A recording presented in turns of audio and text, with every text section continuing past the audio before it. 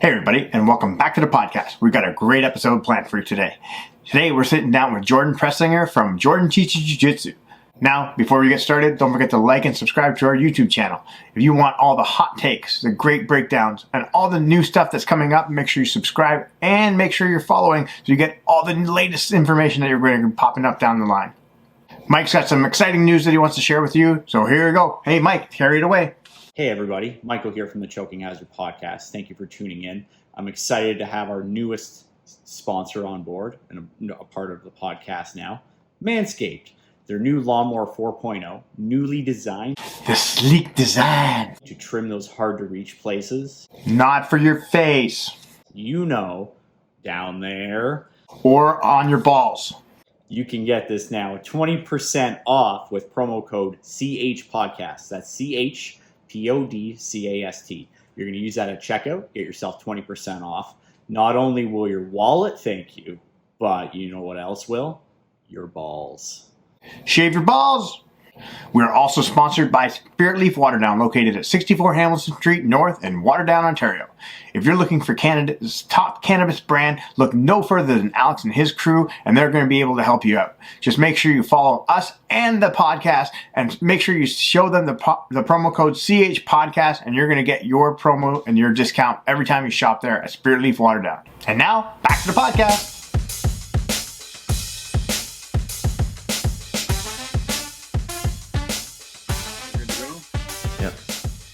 Welcome back to Choking Hazard Podcast. We are back and we have Jordan of Limitless BJJ and also the YouTube channel Jordan Teaches JiuJitsu, which has just started about 2 months ago. It's been picking up a lot of steam, so we're super excited to have him on with us today, especially as we kind of talk about obviously the scene in Ontario kind of moving forward, talk about his channel, obviously his school getting back on its feet, but also this is Jordan's first podcast today, so we're going to make sure we break the ice with him really well. So he's going to have some everybody be nice. It's the first time. It's okay. Yeah. Don't say anything mean. No. We're going to have some fun today. Yeah. Okay. So Jordan, how have things been going? Obviously, the pandemic is obviously, we always kind of, that's the basic topic we always have to start off with, is that everybody's kind of had their own deal. But how things been going so far? You know, you started this YouTube channel, which is like very well done, high quality. You're growing every day. Like how have things been going? And how did like this, you kind of getting the ball rolling with this YouTube channel all of a sudden? Yeah, like I can't complain too much. Like, the pandemic was obviously like hard as a gym owner, but like it also just, I don't know, a lot of things happened and I just wanted to do something.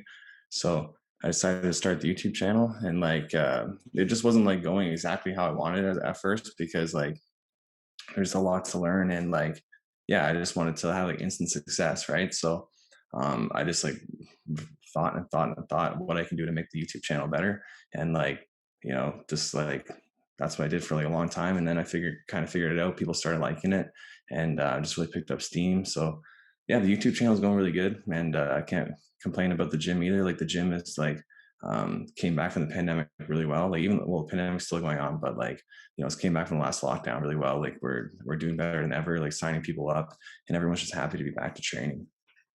Very nice. Starting like a YouTube channel or starting like a new thing, it's kind of like it's kind of like jiu-jitsu. You're going in, you're not having the success that you want to have probably initially, like starting it out. What were some things that you felt like this changed it for me? Like I'm making a lot more progress in stride, or did it just happen overnight where like you just blew up? Like, was there something specific that you did? Like, what was kind of that moment where like things started to click for you when you were starting things out? Well, it's like there was a lot of things I wanted to do, but I was kind of limited by like the equipment I had. So like I wanted to film like super slow motion and like, have it be 4K and like really beautiful. But like, yeah. So what I did was I bought like a nice camera to start the YouTube channel, but like, I guess it wasn't nice enough because it couldn't do those things. So like, basically like every video I did, I was just trying to think, how can I do better? How can I do better? And like, it just came to the point where I couldn't do better unless I upgraded my equipment. So I basically like thought of it as like a small business and got almost like I didn't take a small business loan, but I put some like, money on the business credit card, and it's about like the best camera I could buy, and like, the best lens, and like, you know, told myself that if I buy this stuff and really go all in, like there's no way I can fail. Like I can't let myself fail and like, you know, waste all this money. So, you know, I just once I got that equipment, I just felt like, you know, now it's time to go, and just started like, you know, trying different things. Like I feel like everyone kind of makes videos that are, you know, the same. Like they're just technique videos where they say, okay guys, you know, I'm going to show you this technique today. And like that's kind of how I started too, right? So like, you know, it's just the same old stuff that's been around since the 90s. So, you know, I figured, well, it's a lot easier if I commentate over it. And then people started to like that. And I kind of just figured like I can make these like guides, like really in depth. And yeah, like, people really like them. Like, you know, like the how to not get your guard pass video I made, like, man, people really like that one. Like, I just feel like when I am making them, they can really make people better at jiu-jitsu. So, you know, that's what I have in mind, and like that's my goal. And I think that's really cool that it seems to be happening. You get a lot of feedback, like people tell me they're getting a lot better already. So it's pretty awesome. Yeah, no, definitely. I was kind of like scrolling through all the videos that you kind of have, and like I love like the thumbnails you kind of put up, like blue belt destruction, like destroyed by a black belt, or like all these different kind of like trends that you have going. And so you pick, you know, trendy topics. You obviously like kind of know the niche that you're looking for, but then the idea of the commentary on top of it is kind of different too, because everybody else talks about, again, like you said, it's the old style video where I'm going to show you a technique, okay, do the technique and go, where you're kind of like commentating the actual technique as it's going through the video, and it kind of makes it looks a lot better, like you're getting more success out of it. Yeah, it's funny, like someone on Reddit, they pointed out that it's really similar to his cooking channel, like Cooking with Babish. So I checked out the YouTube channel, and it's like extremely similar. It's like the guy is cooking and then he commentates over it. And it's like basically the same. I wish I'd seen that video before, trying to figure out how to make these YouTube videos, because it would have saved me a lot of time. And like, but yeah, he does it really good. And like, so yeah, it's like a style I think people like.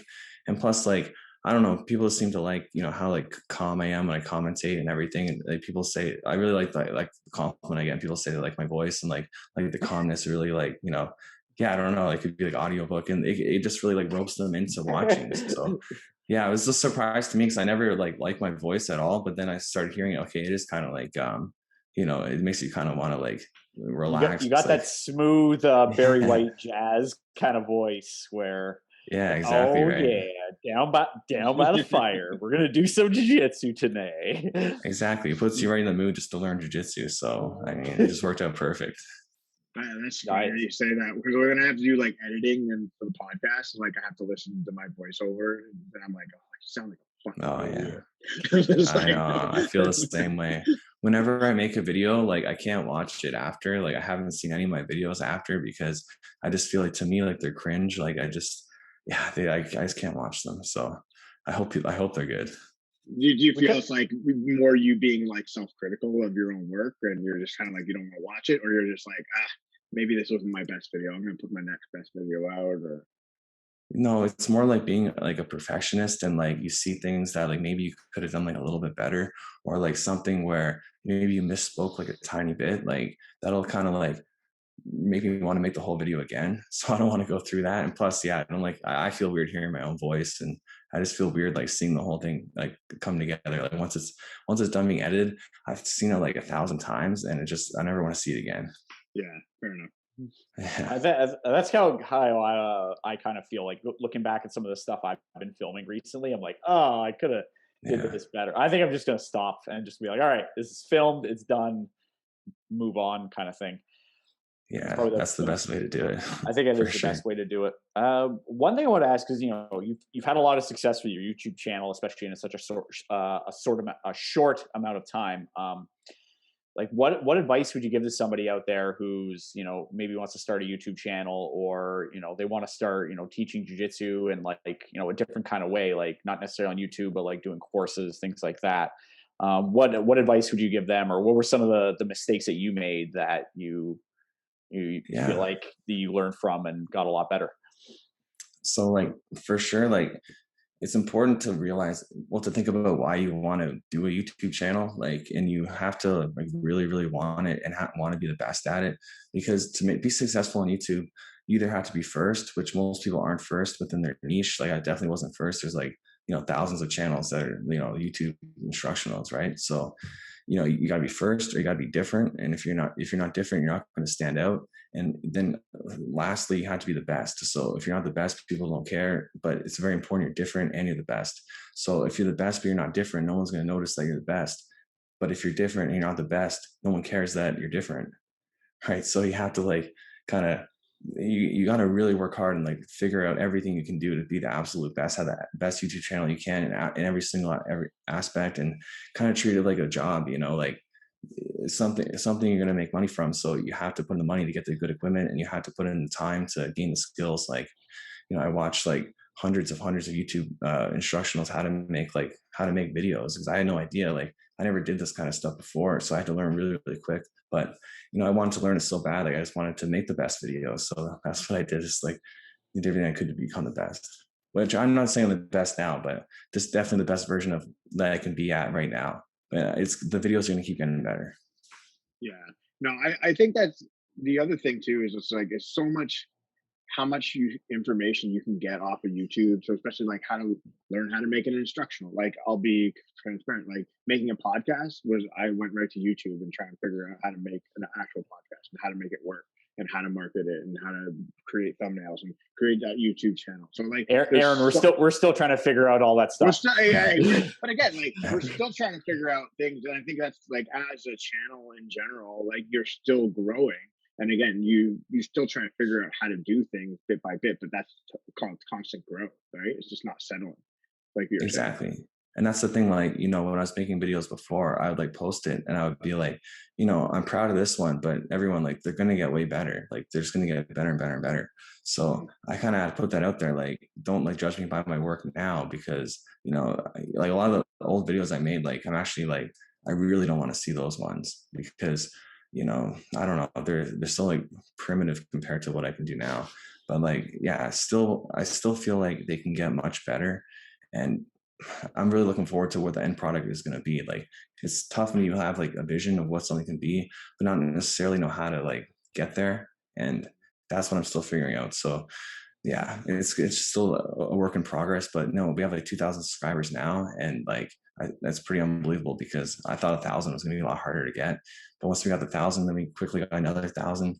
And, it's like, it's almost 2,100 now. I just reached 2,000 yesterday. So it's like, it goes up like crazy fast. Yeah, it's interesting how it works, right? So, but again, you said it's all about consistency, and then just obviously trying to get better each time you do it. Exactly. Like, I try to post a video like once a week.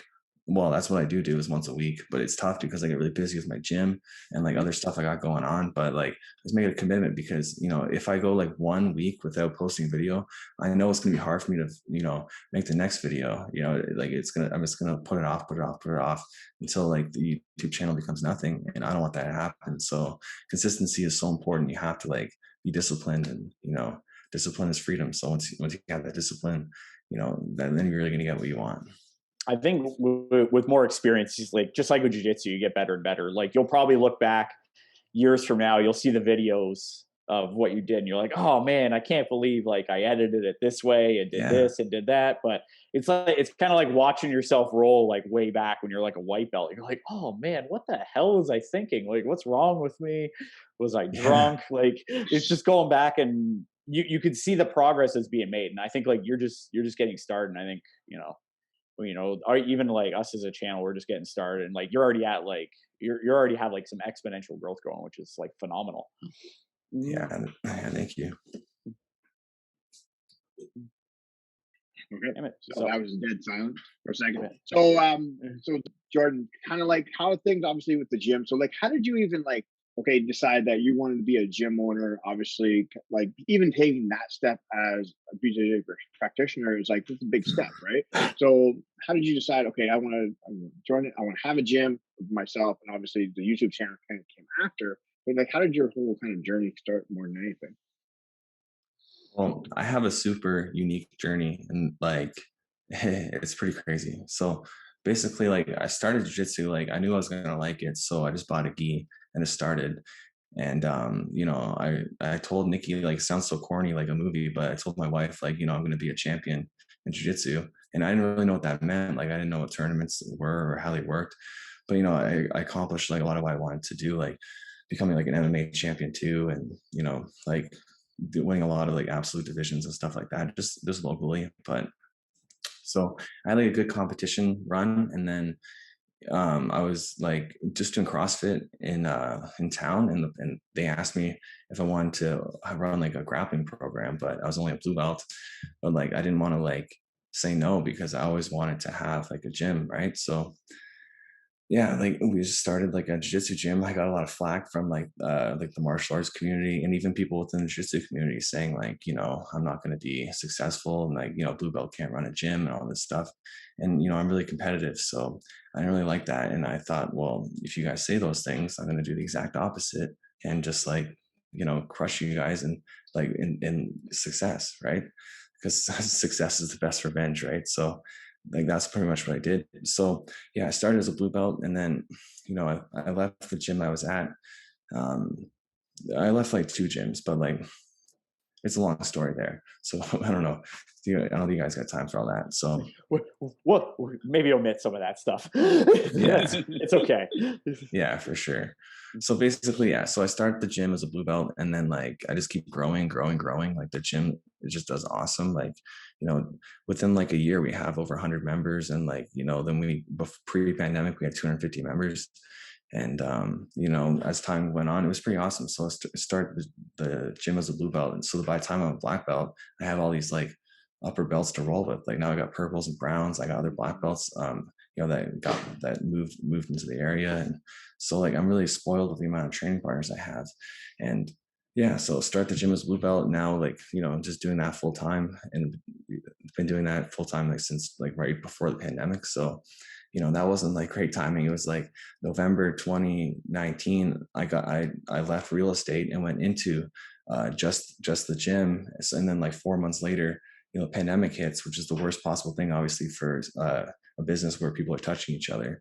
And then the real estate market explodes, and I'm no longer a realtor. So it like kind of like was a really kind of weird thing that happened. But then the pandemic was really tough for sure. And I think a lot of like gym owners, I think a lot of people in general had a lot of like mental health problems, but for sure gym owners. And I felt like me like really helped me like realize a lot of things, and like prioritize like what I want in life, and really kind of figure out my direction. And like the YouTube channel is the part of that. Like a lot of things I want to do, it's like dependent on the YouTube channel becoming popular or becoming successful. But I know that's going to happen. So once that happens, I can do a lot of other things I want to do. So you mentioned like you were getting a lot of flack from the jiu-jitsu community or like members of that community because you're a blue belt. Now, was that just because people that were in that community saying because we're a blue belt you can't be successful, or is it like they didn't trust your instruction, like and like how that kind of make like what it was just like people sipping the haterade? Like what was the yeah, no, well, I think before, honestly, I think a lot like before people didn't really like me as much before. They thought I was like cocky, and yeah, they thought I was like a cocky guy, like competing and everything. And I don't know, people just had this like hate on for me, I felt, but maybe that's not true. But like kind of when I hear things back, like things people said about me, and yeah, a lot of people just didn't believe I could do it.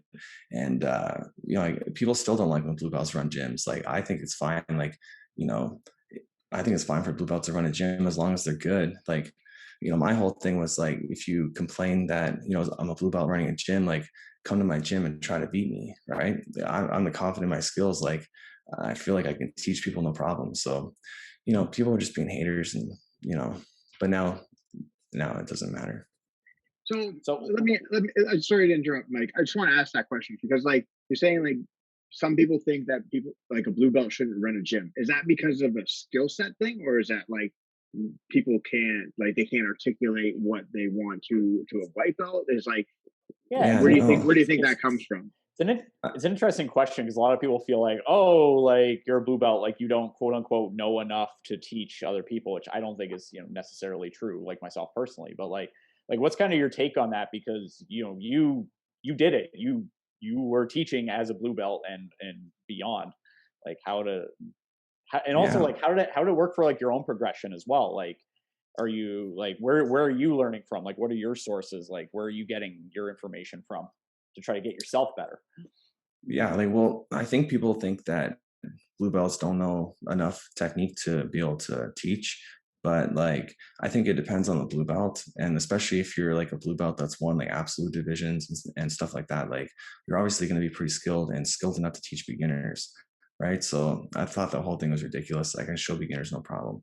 So, and then when it comes to like my own progression, like I just spent so much time watching YouTube videos, like studying jiu-jitsu, and I've just immersed myself in it so much since the beginning. Like, when I first started as a white belt, I would just read Jiu-Jitsu University every single morning. Like I'm eating my cereal, just reading Jiu-Jitsu University, getting better at jiu-jitsu. So all that was on my mind for like years and years and years was just getting better at jiu-jitsu and getting better at grappling. And like, so I just wanted to be really good. And when I opened the gym, like I just kept watched stuff online, and I felt like if someone was going to ask me like how do I do a certain technique and I don't have the answer for it, then I'm going to feel like an idiot. So I need to make sure I always had all of my bases covered. So I would learn stuff so in depth. Like I'd want to, I'd say I want to show a guillotine, but like at the time maybe my guillotines weren't amazing, right? So I would like watch like 10 videos on the guillotine and on YouTube, if not like 20, and just figure out the way every single person does it different, and take all the information and kind of like figure it out myself. And then just over time, like, yeah, it's always paying attention to what I'm doing and getting better and better. And my most successful year of competing was after I opened the gym. Like I got my purple belt, and that was my most successful time as a belt. Like I won like everything I competed in. And so I think you can progress in anything as long as you want to learn. Like you want to go out there and become the best possible version of yourself you can be. So you mentioned breakfast cereals. What's your go-to? Right now it's like I forget what it's called, but it's like Mesa Sunrise. It's really good. Yeah, I still like cereal. I put protein powder, and I think that's a really good tip people should know. If you put protein powder in your cereal, it tastes better and it's way more nutritious.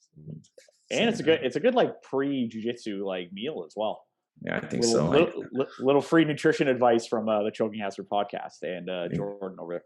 And Jordan knows jiu-jitsu. Yeah, exactly. So we're talking about things that like the quote unquote jiu-jitsu community or people that hate on is. So one of them is like a blue belt teaching and opening a school. Another one is learning jiu-jitsu from YouTube. Sometimes some people have like a hate on for that. So you have a YouTube channel, which we just discussed.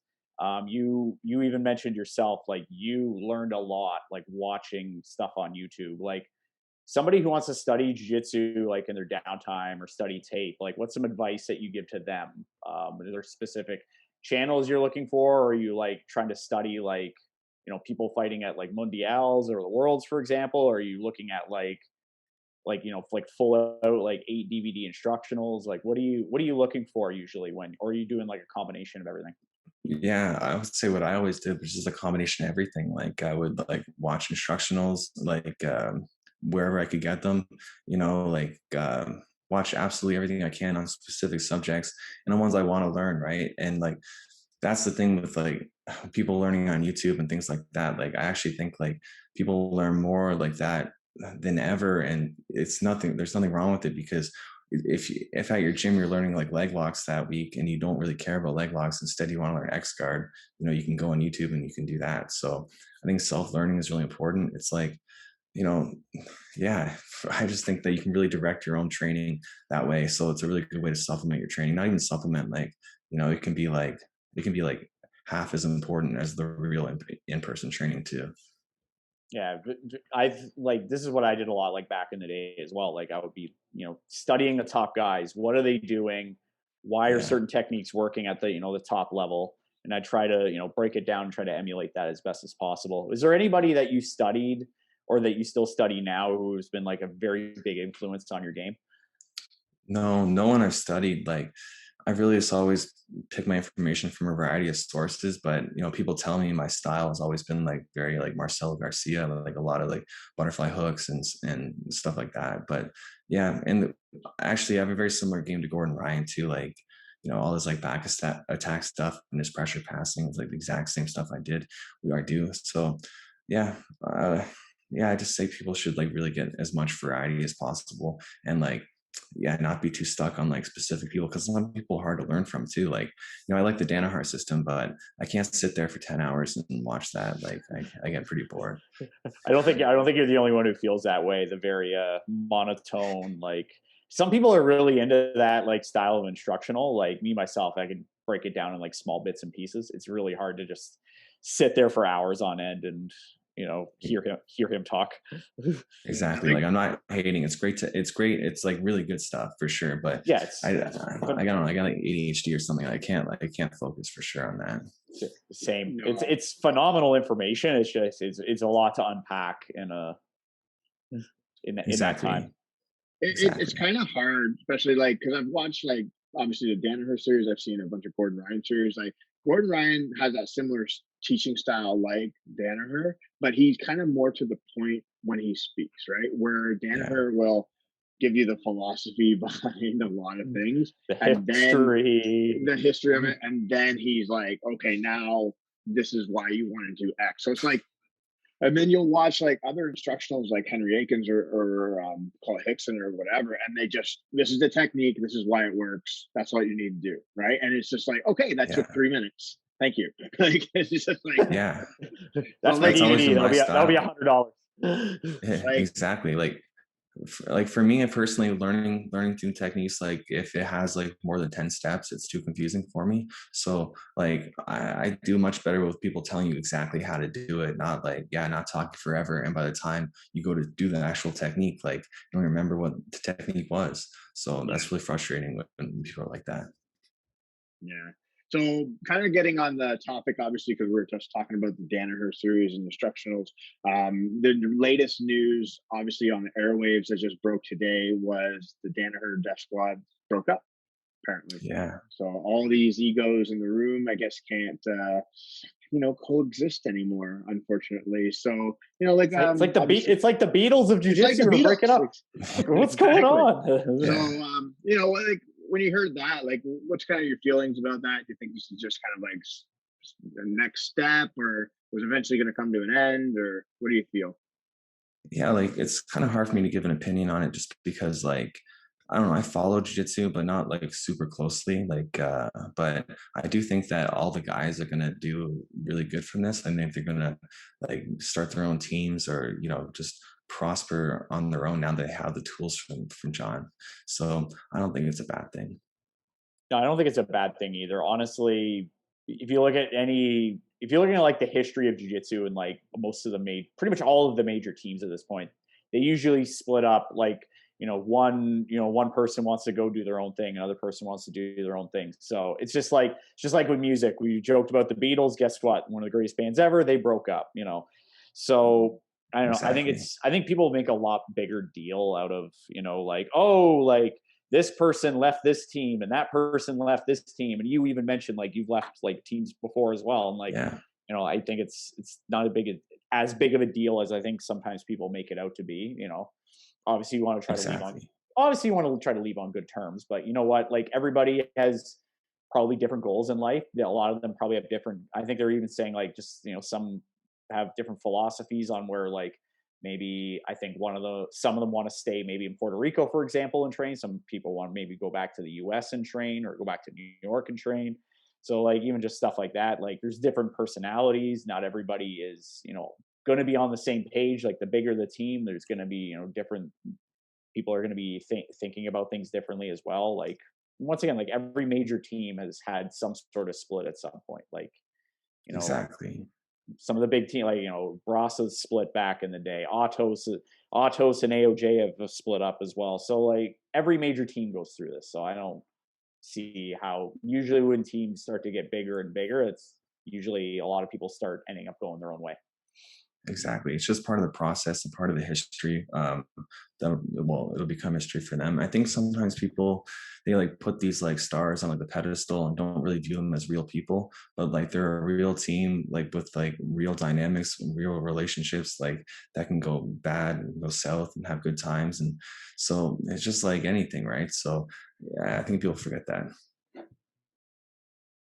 No, for sure.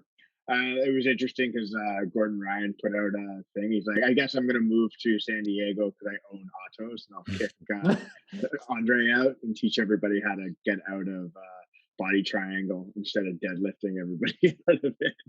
Yeah. Yeah, I like that drama. I want to see them compete against each other. I'm pretty confident Gordon will win, but it'd be a good match to watch. I think we have a good match. I think Gordon's another example of somebody, in the new age, whether you like him or not, he does a very good job of using social media to, hype what he's doing, either whether it's a DVD, a next up and coming super fight. I think he's somebody who uses that. So how do you feel about stuff like that where, if you're looking at like sport jiu-jitsu, for example, like, do you want to see it kind of go the way of MMA, Conor McGregor, people talking copious amounts of shit, or do you still want to kind of see like the martial arts element to it where like, this is an MMA, like this is a sport, but it's also like a martial art as well?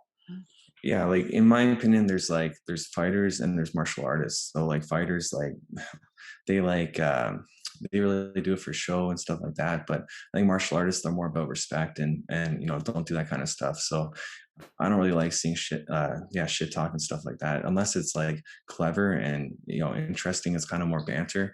And I think like Conor McGregor, I always thought it was really entertaining to watch and like the things he'd say. But then there's like other guys that just they just don't do it right, or maybe I just don't like the way they do it. I just find it really like tacky and just forced and just disrespectful. Yeah, it's interesting, right? Because it's like it becomes to the point where it's like obviously like a company like Flow, right? So they're trying to create content. They're trying to bring out the best of what a viewer would want to see, and how do they make that work, right? Because revenue is king, right? So they're going to try and find as much drama as they can, highlight it, make even like the whole Gio versus Mikey, right? Where it was like that wasn't really a big deal, but the power of the media, how they were able to just kind of twist it a little bit more and then have Gio say a little bit more to piss Mikey off and then create this huge feud that really wasn't really a feud to begin with, right? So it's interesting to see how it becomes, the entertainment factor comes into play, right? How do we sell subscriptions? How do we sell parts to the channel, right? So it's going to be interesting how these things start to play out, right? Yeah, like I think it's like you can't just show like training footage or show like people compete. Like people want to see a story, so without even realizing it. And like the story, a lot of times it has to be drama because there's not really opportunity for other interesting stories, right? So it's almost the same. It's like similar to when I make YouTube videos. Like it might not seem like there's a story, but it's really the story that I have a hard time, where I put all the effort like trying to craft from start to finish. How do I tell the story? How to show this technique, or how to show what I'm going to show. So I think it's the same thing for these guys. Like, they're trying to put on a story through the editing, or so they put like obviously the dramatic parts, and it just that's what people want to see, and myself included. I want to see a story, and again, it's very hard to do without drama in most cases. Yeah, no, for sure. I think one of the most intriguing stories that like they'll put out are the Daisy Fresh stories. Yeah, I like those. Those because it's just craziness, right? So you gotta get like everything where obviously these guys are living in these unreal conditions and obviously training just how they are, and then obviously you filled with a bunch of personalities, right? And so they're building off that, and they're able to segment these really great episodes and have a story behind them. Exactly. I think that show is like going to be such a hit. Like it already is, but I think when more people start seeing it, it's going to get even more like involved in jiu-jitsu, like pop culture, I guess, right? Because it is just super entertaining and it's fun watching these guys compete. But yeah, like you said, and I said, the story behind it is so interesting because they are such interesting characters. It makes me really want to go and go like visit and go roll with those guys.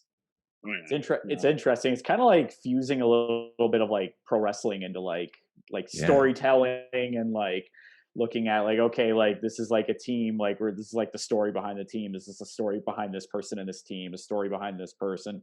It gets like, I think it's also a good way to get more, maybe either more people involved in jiu-jitsu and go into jiu-jitsu gyms and signing up and training, but also you may create a little bit of a fan base where like, somebody like Gordon Ryan, for example, may have, people that follow him and are fans of him, but have never done jiu-jitsu. And that's like a very uncommon thing, I think now, at least, because, typically most people that watch jiu-jitsu are also doing jiu-jitsu as well. Like it's like, like I don't play basketball, but I'll watch the Raptors, for example, but you won't necessarily see that with a lot of, there's not like, oh, I'm a Autos fan, but like I've never trained, I haven't, put on a gi ever.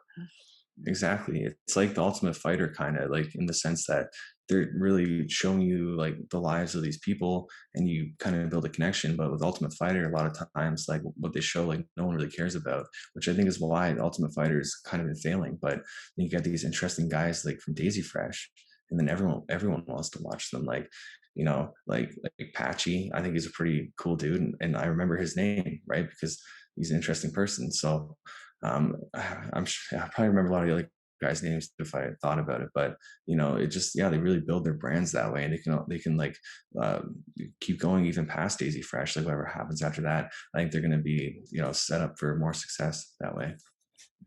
So would you live with a raccoon and an active infestation in your gym, or would you maybe not do what the Daisy Fresh guys are doing, and maybe call an exterminator? Yeah, see, I don't know. I like their style. I like the way they do things. I like that Andrew lives in a shed too. I think that's really cool. And like, yeah, if I was like young, like young as they are, and like didn't have a family, I think that's the style of training would be like heaven. I'd love to do that. His shed kind of reminds you of like groundskeeper Willie's from like The Simpsons. Yeah, exactly. Right. He lives on like the school ground somehow, and then yeah, it's cheap living, man. It's cheap. Hey, if you can get away with it, go for it. And that's probably why a lot of them are doing it. But Exactly. I want to get back to just learning jiu-jitsu, because we talked about like content like YouTube and all that. A lot of people that are probably searching up videos or or trying to learn things are mostly beginners, I would say, in my opinion, on YouTube, especially white belts. Any white belts that are listening to this, like, what is your advice to them when it comes to learning jiu-jitsu off of YouTube? Are you looking to do like, are there specific themes or things you want them to like look for and to learn at first? Like, how do you kind of organize like a curriculum, or how do you organize how someone starts out, like what they're learning, like what are the most important things? Yeah, that's a good question. That's something like I want to try to figure out how to do better. I'm like really putting together just a really focused training program for people that are brand new. But I think you're right that it is mostly white belts and blue belts watching jiu-jitsu on YouTube. And I think purple belts and higher think they already know everything, so they don't kind of watch anything, right? So yeah, no, like, yeah, I'm not really sure. Like, definitely my channel is a good place to start. Good answer. Sure. Good answer. We'll plug it in at the bottom. Exactly. Thank you. Like star wipe it across. Jordan Teaches JiuJitsu. The more you know, the more Rainbow. You know what though, like your channel, and then like even like as another reference point, like John Thomas is another reference point, that he's got a really good channel. He's able to put out stuff. But you know what, like between like, that's kind of like it. I mean, like obviously like Instagram and all these other ones, like obviously the Gracie breakdown's always a really good one, especially if there's a UFC fight, they kind of break down the technique. Those are always really kind of good to see. But they kind of like pick that niche, right? Where it's a Gracie breakdown and we're breaking down this particular point of the fight, and this is why it worked and this is why it happened. So those are always good and interesting to, like you said, they have a niche and they're different, right? Yeah, and I think John Thomas, he's a good example of a niche too. Like I think his videos are great. I think he's got a great channel. But I think his and my demographic is a little different. Just because I think John kind of is more geared towards like competitors, and people want to learn like, I don't want to say not fundamentals, because he shows fundamentals, but it's a little more like, I don't know, kind of like lapel based, like stuff like that, doing that kind of stuff, where I'm like way more like fundamental focused and kind of like really laying out the information like just in a different way. So yeah, he's got a great channel. Another guy's got a great channel is Jedi Does Jiu-Jitsu, which is pretty similar to my name, to my YouTube channel name. But his isn't instructionals, but he follows that that mentality of being different. Like, I don't know if you guys heard of Jedi Does Jiu-Jitsu. I have, It's, yeah. I haven't seen a ton of his stuff, but I've followed a lot of John Thomas's stuff as well. I've actually been following John Thomas's career since he was like probably like a purple belt or a brown belt. That's how long I've known of him, but like he's really, I think, put out a lot more YouTube content. I would say the last like 2 to 3 years, he's really stepped up that part. And like, cause I think he's been teaching a lot more. He hasn't been competing as much. I think he's been a little more injured and everything. That's another person I'd like to actually have on a podcast sometime and just break down some stuff when it comes to, especially like just, teaching and like, using YouTube as like a medium to get information across, which I believed in like years ago, and everybody was making fun of me.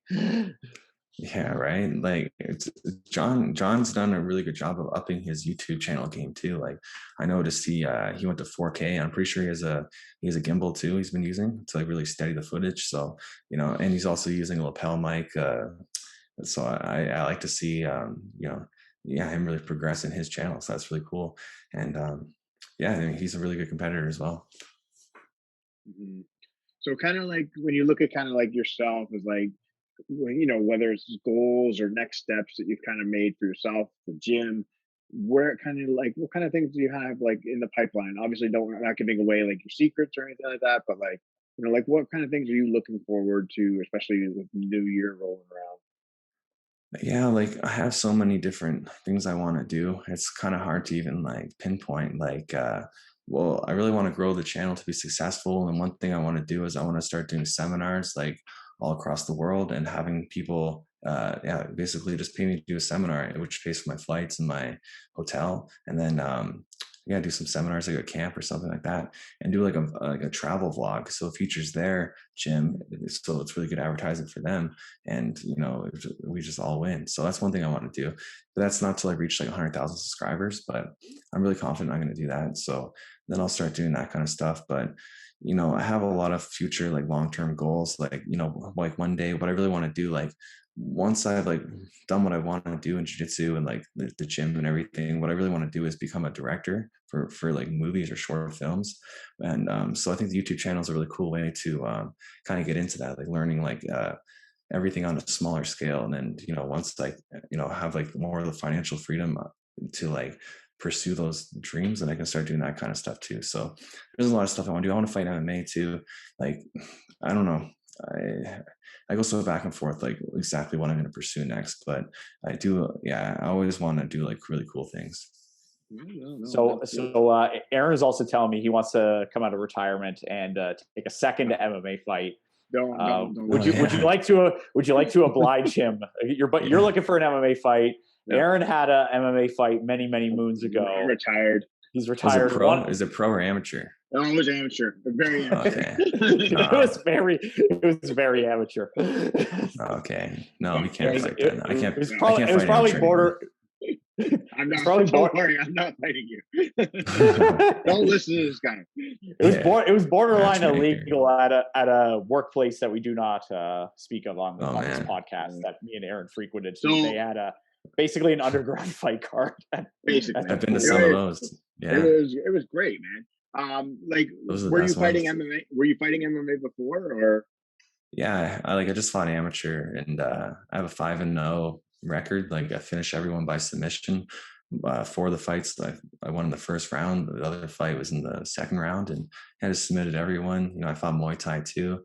I had 2 fights and won both by TKO. And so yeah, I've done a lot of fighting, like 7 fights, I guess. But yeah, I want to like fight pro, and the plan was before to like really go as hard as I can and reach the goals I want to reach, like through MMA, like get to the UFC and things like that. But then I kind of changed like my mind what I want to do, and I feel like I can reach the same type of goals that I want through YouTube channel. So I'm kind of leaning towards that, but I do want to take at least one pro MMA fight just to say I'm a pro MMA fighter.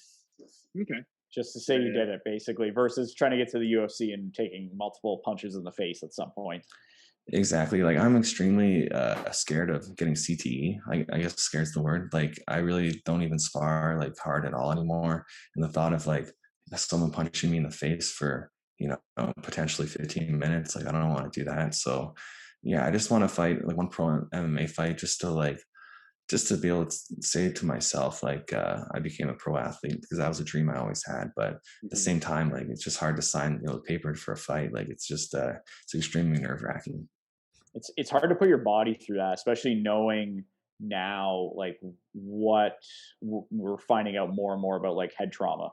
And like you mentioned, like CT is like a big thing, like a lot of pro NFL players who've had, CTE and died or have had been like, they've had like basically brain scans of like an 80-year-old like dementia patient, and they're like 35, 40 because of all the head trauma and damage that they've taken playing football.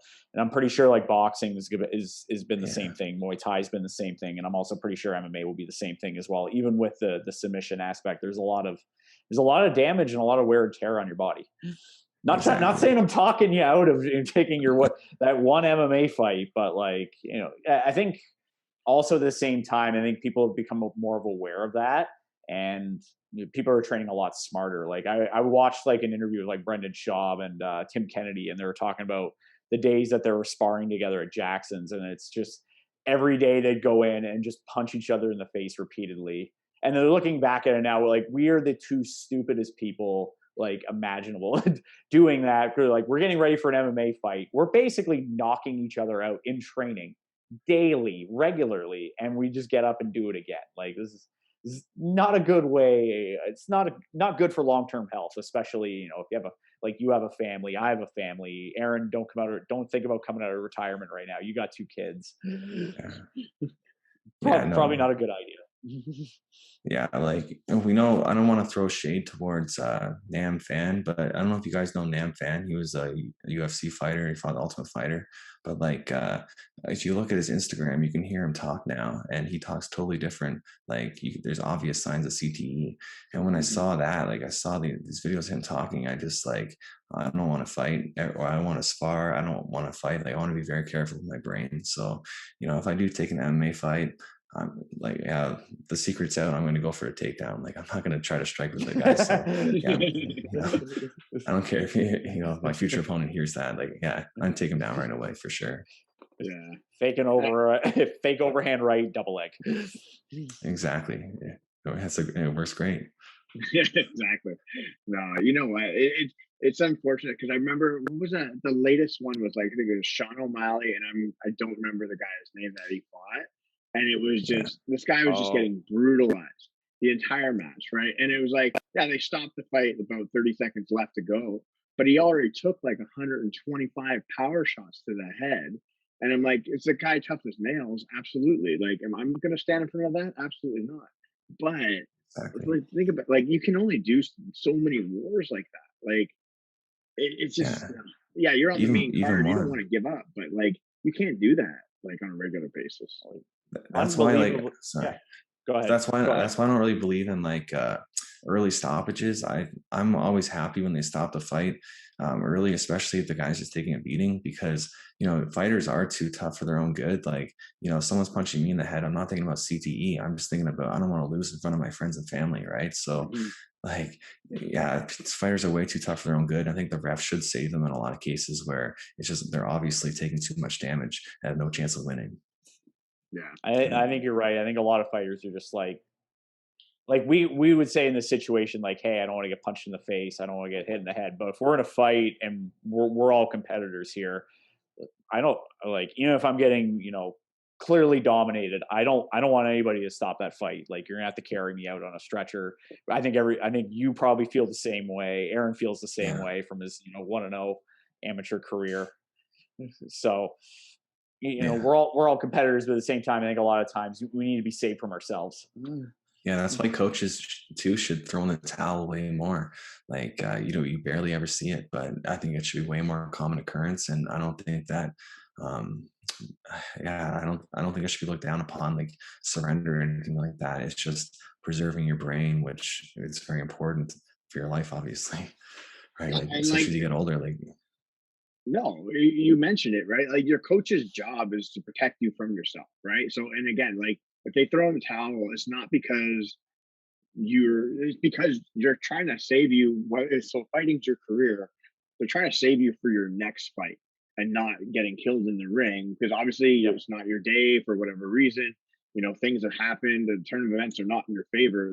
Fight is way, they're on the outside looking in. They can see it, right? If it doesn't look favorable and it's going to save your life, I'd rather somebody throw in the towel and have an unfortunate, rather than somebody die in a ring. Like, I think the whole concept of people saying, "Oh, I want to go out on my shield," I'm like, yeah, I respect it, but also it's like, you know what? I think we're past that point as like in the sports industry where we kind of have to really kind of think a little bit smarter about it.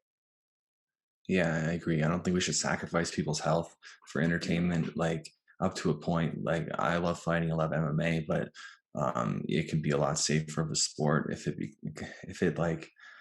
the ref stopped in more or stepped in more and the coaches did too. Yeah, for sure. No, but you know what? I think that's really good. I think it's obviously a topic that we can obviously like dive into, and actually, you could even dive into it in the YouTube channel too one day, right? Yeah, I should. There you go. I'm giving you Good a video idea. Yes. There you go. Yeah, I have zero MMA experience, so I'm going to leave that to you two. yeah. My one fight. I don't know shit. Your one fight. You have experience. I don't know. You have more experience than I do. Like, I did it for the like walkout you song. actually have it. You actually have an amateur fight, Aaron. It's true. Yeah. It is true. Yeah. No, but Jordan, hey, it's been a pleasure having you on the show. I really do appreciate it. We do want to give you an opportunity, whether you do a plug-in for yourself, if there's anything that you want to, either sponsors you want to thank, obviously plug your channel, anything from there. Yeah, just everyone watching, make sure to check out my channel, Jordan Teaches Jiu-Jitsu. I do exactly what the name says. I teach jiu-jitsu in a really easy way to understand, and that's the key. It's really clear and concise. So if you want to watch that instead of 10 hours of someone else explaining something, check out my channel. No, that's great. I'm a big fan of your channel. I hope you keep growing. You're doing an awesome job with it. And the next time we have you on, hopefully you have 102,000 subscribers. We'll see. Yeah, I hope Time so. will tell. And then maybe maybe the Choking Hazard podcast will finally crack that 200 barrier. Finally, we'll get there. I think it will. I think for sure. We're working on it.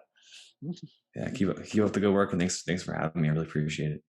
Yeah, no, it's been a pleasure, Jordan. Thank you so much. Everybody, remember, Jordan Teaches Jiu-Jitsu. Make sure you subscribe. Don't forget to subscribe to the Choking Hazard podcast as well. Everybody, it's been a slice. Thanks a lot so much, and we will catch you soon on the mat.